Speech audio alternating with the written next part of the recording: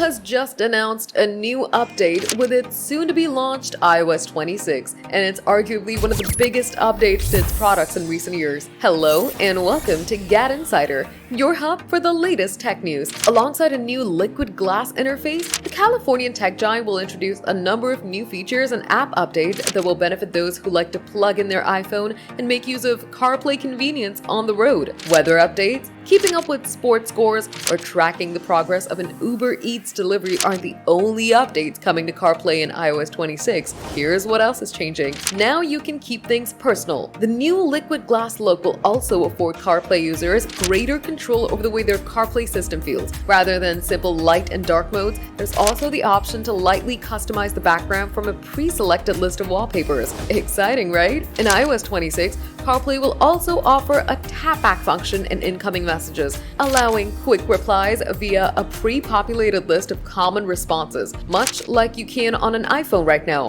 You don't have to type a message, as you'll simply be able to reply with, "I'm driving, call you later," or something to that effect via a single tap. On top of this, Apple is building in call screening, which gathers information from the caller and delivers it to the driver so you can decide whether or not you need to interrupt that fascinating podcast and take the call. Not only this, alongside the ability to customize the look and feel of CarPlay, Apple will also introduce widgets to a dedicated panel, which will allow things like a digital clock, a calendar, and even Apple Home shortcuts to be organized on home screen for effortless viewing, so there will be less need to pick up your iPhone while you're driving, which isn't only distracting and dangerous, but illegal too. And last, you'll be able to enjoy shows too via your infotainment screen. However, there are a couple of major caveats. The first being that not all entertainment apps support AirPlay, so you won't be able to watch Netflix. For example, it's not a massive issue as many modern vehicles are already offering a number of popular streaming services by their various infotainment systems. These were all the new features we'll see in the upcoming iOS 26 CarPlay.